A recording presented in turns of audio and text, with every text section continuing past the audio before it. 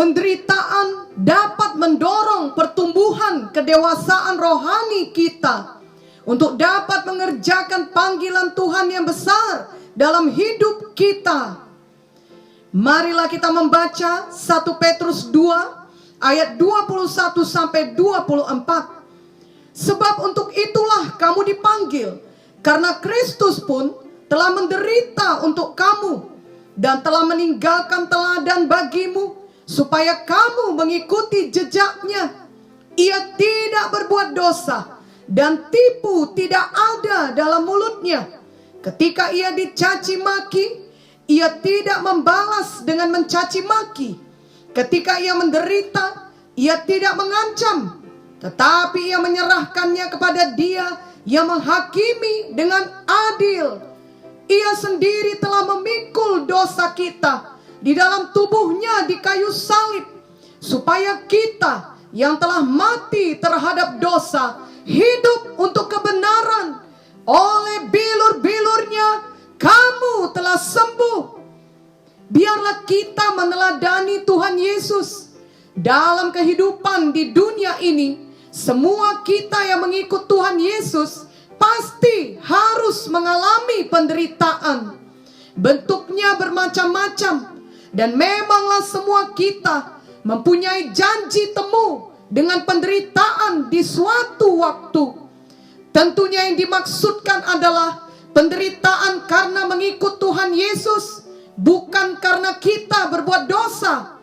2 Timotius 3 ayat 12 berkata, memang setiap orang yang mau hidup beribadah di dalam Kristus Yesus akan menderita aniaya. Jadi justru karena kita patuh kepada kehendak Bapa di sorga, kita harus mengalami penderitaan.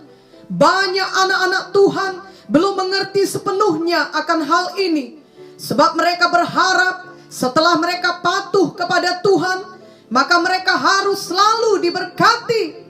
Lalu ketika penderitaan datang, banyak di antara mereka yang menyerah, sebab mereka kecewa, bingung, dan putus asa melihat semua penderitaan yang mereka alami. Dan mereka lupa bahwa penderitaan itu sudah menjadi bagian anak-anak Tuhan. Memanglah sebagai anak-anak Tuhan, kita hidup berkuasa dan diberkati, tetapi bukan berarti kita dibebaskan dari semua penderitaan dan kesulitan hidup. Janganlah kita terkejut atau bingung bila ada penderitaan datang, walaupun kita sudah hidup mematuhi Tuhan. Seperti halnya mengalami suatu hidup yang berkuasa dan diberkati adalah hal yang wajar bagi anak-anak Tuhan, maka ketika datang penderitaan juga seharusnya dilihat sebagai hal yang wajar saja, sehingga kita tidak lagi merasa heran, bingung, kecewa, ataupun terkejut. Biarlah kita melihat penderitaan karena mengikut Tuhan Yesus bukan sebagai suatu hal yang akan menjatuhkan kita. Justru kita melihatnya bahwa hal itu akan dipakai Tuhan untuk mendatangkan kebaikan bagi kita. Roma 8 ayat 28 berkata, kita tahu sekarang bahwa Allah turut bekerja dalam segala sesuatu untuk mendatangkan kebaikan bagi mereka yang mengasihi Dia, yaitu bagi mereka yang terpanggil sesuai dengan rencana Allah. Selain Tuhan Yesus yang harus mengalami penderitaan yang amat sangat karena mematuhi kehendak Bapa di sorga, yakni untuk mati di kayu salib demi menebus dosa seluruh umat manusia. Ada juga contoh lain di dalam Alkitab yang mengalami banyak penderitaan, yakni Yusuf. Mari kita membaca kisah Yusuf dari Kejadian 37 ayat 12 sampai 28. Pada suatu kali pergilah saudara-saudaranya menggembalakan kambing domba ayahnya dekat Sikem.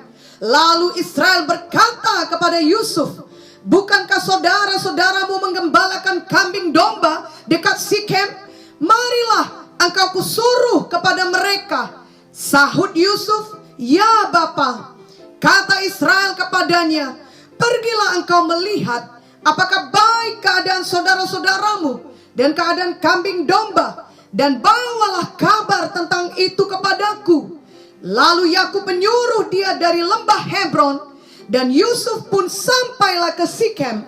Ketika Yusuf berjalan ke sana kemari di padang, bertemulah ia dengan seorang laki-laki yang bertanya kepadanya, apakah yang kau cari? Sahutnya, aku mencari saudara-saudaraku. Tolonglah katakan kepadaku, di mana mereka menggembalakan kambing domba?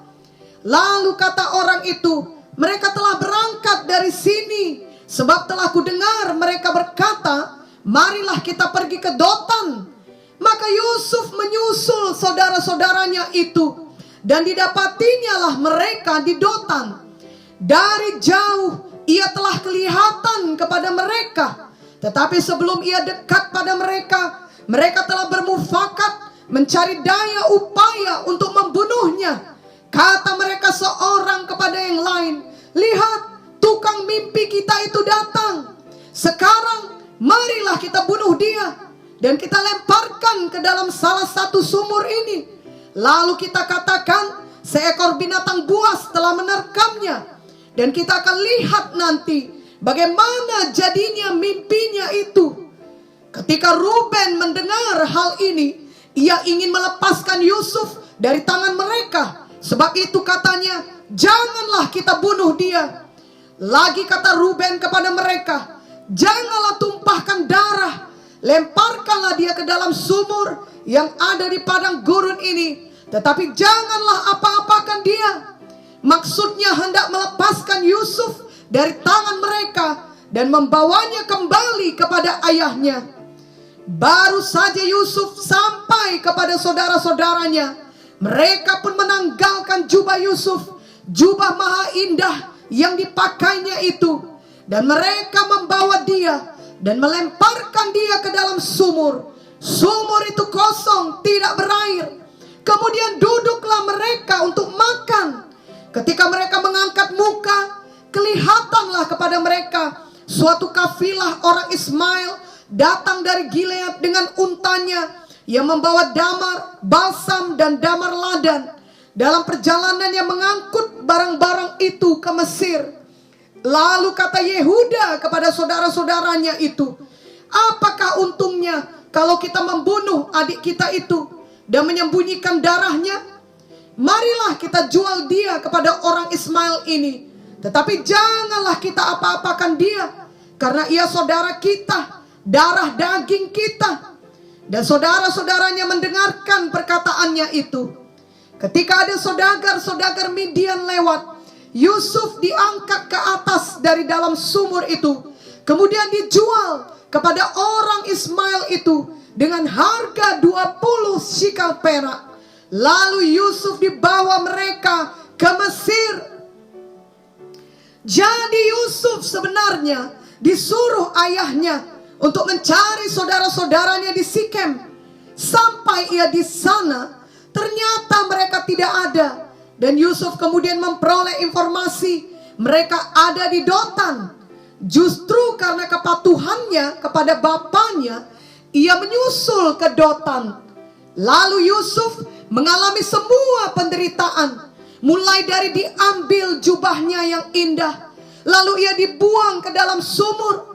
Ia hendak dibunuh, dan akhirnya ia dijual menjadi budak di Mesir. Tetapi kita mengetahui bahwa walaupun Yusuf mengalami semua penderitaan itu, Yusuf tetap setia kepada Tuhan. Yusuf tetap menjaga kekudusannya. Dia berani menolak godaan dosa kenajisan dari istri Potifar. Marilah kita membaca Kejadian 39 ayat 7 sampai 12. Selang beberapa waktu istri tuannya memandang Yusuf dengan berahi, lalu katanya, marilah tidur dengan aku. Tetapi Yusuf menolak dan berkata kepada istri tuannya itu, dengan bantuanku, tuanku itu tidak lagi mengatur apa yang ada di rumah ini, dan ia telah menyerahkan segala miliknya pada kekuasaanku. Bahkan di rumah ini ia tidak lebih besar kuasanya daripadaku, dan tiada yang tidak diserahkannya kepadaku selain daripada engkau, sebab engkau istrinya. Bagaimanakah mungkin aku melakukan kejahatan yang besar ini dan berbuat dosa terhadap Allah? Walaupun dari hari ke hari perempuan itu membujuk Yusuf, Yusuf tidak mendengarkan bujukannya itu untuk tidur di sisinya dan bersetubuh dengan dia. Pada suatu hari masuklah Yusuf ke dalam rumah untuk melakukan pekerjaannya. Sedang dari seisi rumah itu seorang pun tidak ada di rumah. Lalu perempuan itu memegang baju Yusuf sambil berkata, "Marilah tidur dengan aku." Tetapi Yusuf meninggalkan bajunya di tangan perempuan itu dan lari keluar. Sungguh luar biasa kasih Yusuf kepada Tuhan. Walaupun ada kesempatan untuk berbuat dosa, ia tetap menolak dosa. Ia memilih kekudusan. Namun apakah balasannya? Apakah Yusuf dimuliakan? Justru sebaliknya, Yusuf mengalami penderitaan. Yusuf difitnah dan dijebloskan ke dalam penjara. Mari kita membaca Kejadian 39 ayat 13 sampai 20. Ketika dilihat perempuan itu bahwa Yusuf meninggalkan bajunya dalam tangannya dan telah lari keluar, dipanggilnyalah seisi rumah itu. Lalu katanya kepada mereka, "Lihat, dibawanya kemari seorang Ibrani, supaya orang ini dapat mempermainkan kita. Orang ini mendekati aku untuk tidur dengan aku, tetapi aku berteriak-teriak dengan suara keras. Dan ketika didengarnya bahwa aku berteriak sekeras-kerasnya, ditinggalkannya lah bajunya padaku. Lalu ia lari keluar. Juga ditaruhnya baju Yusuf itu di sisinya sampai tuan rumah pulang. Perkataan itu jugalah yang diceritakan perempuan itu kepada Potifar. Katanya, hamba orang Ibrani yang kau bawa kemari itu datang kepadaku untuk mempermainkan aku.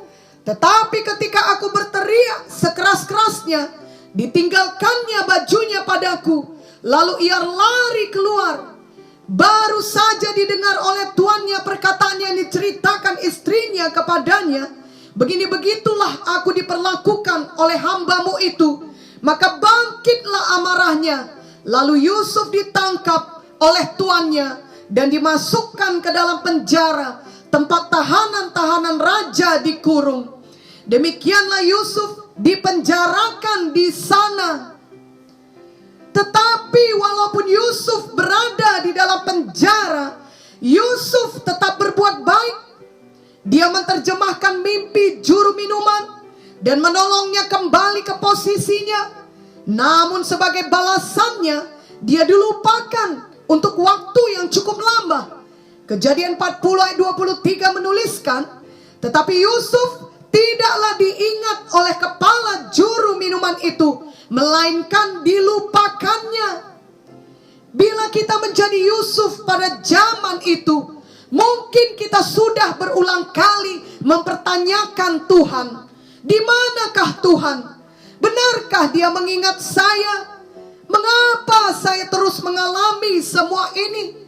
Apakah Tuhan mengasihi saya? Dan mungkin kita akan menjadi marah kepada Tuhan. Marah karena merasa Tuhan meninggalkan kita. Marah karena merasa Tuhan tidak adil terhadap kita. Sebenarnya bila kita jujur, kita akan mengakui bahwa kita pernah merasa seperti itu atau berkata seperti itu. Yakni penderitaan yang kita alami membuat kita merasa lelah, bahkan mempertanyakan Tuhan, ataupun merasa sangat kesepian sebab menganggap Tuhan telah meninggalkan kita. Namun ketika perasaan itu datang, apakah yang kita pilih? Mengikuti perasaan kita itu, mengikuti kehendak daging kita, atau kita memilih untuk tetap mengikuti firman Tuhan dan percaya pada firman Tuhan. Mari kita meneladani Yusuf. Yusuf menang atas semua penderitaan yang dia alami. Yusuf tidak menyimpan kemarahan kepada siapapun. Yusuf tidak menjadi pahit hati. Bahkan tidak ada dituliskan dalam Alkitab bahwa Yusuf mengeluh atau berbuat jahat.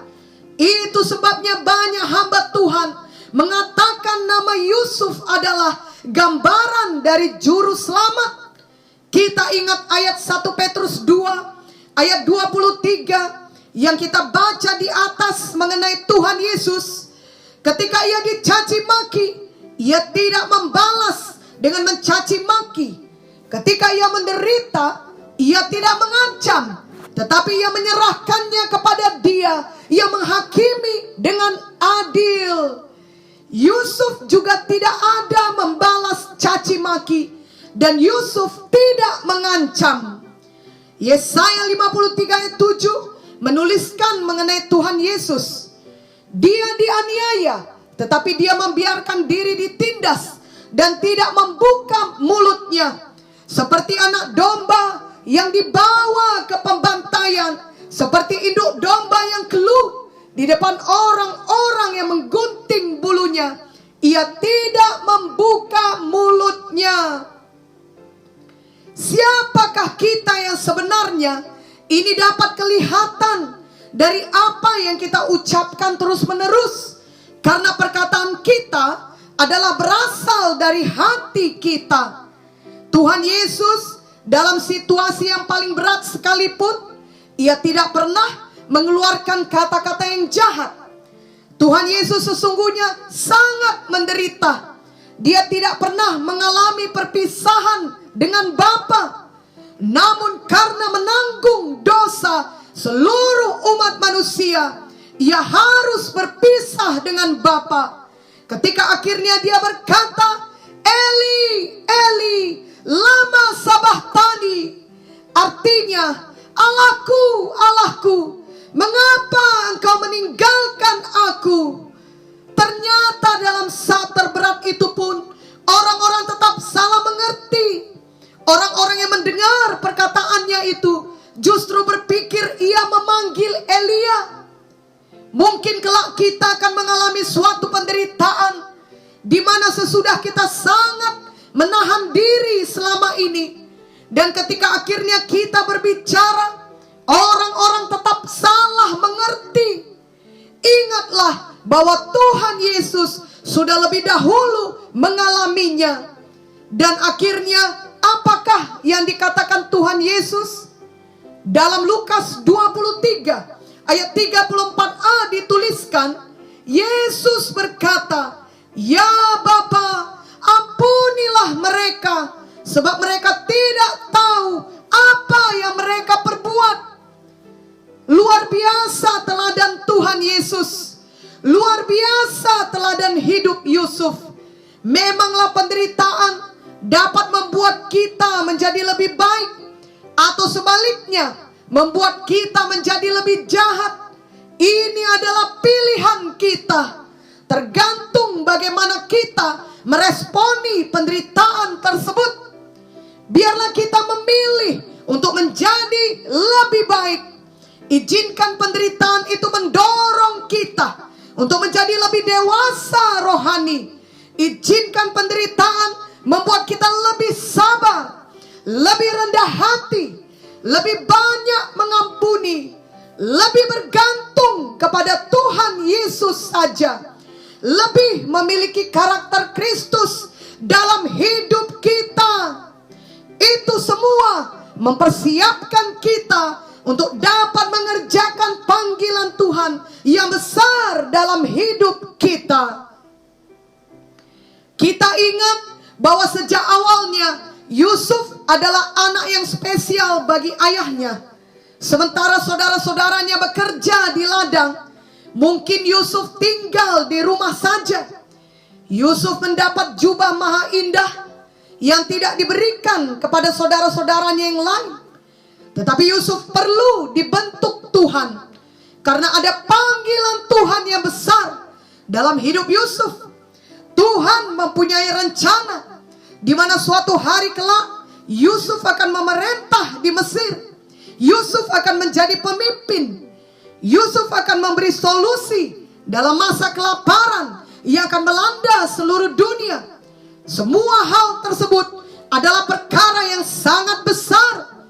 Jikalau Yusuf tetap dibesarkan dalam hidup yang nyaman sebagai anak kesayangan bapaknya, tanpa pernah mengalami semua penderitaan, kemungkinan besar Yusuf tidak akan pernah sanggup untuk menjadi pemimpin di Mesir. Karakter Yusuf tidak akan pernah mengalami bentukan. Yusuf tidak akan cukup dewasa untuk mengatasi semua perkara besar yang harus dihadapinya.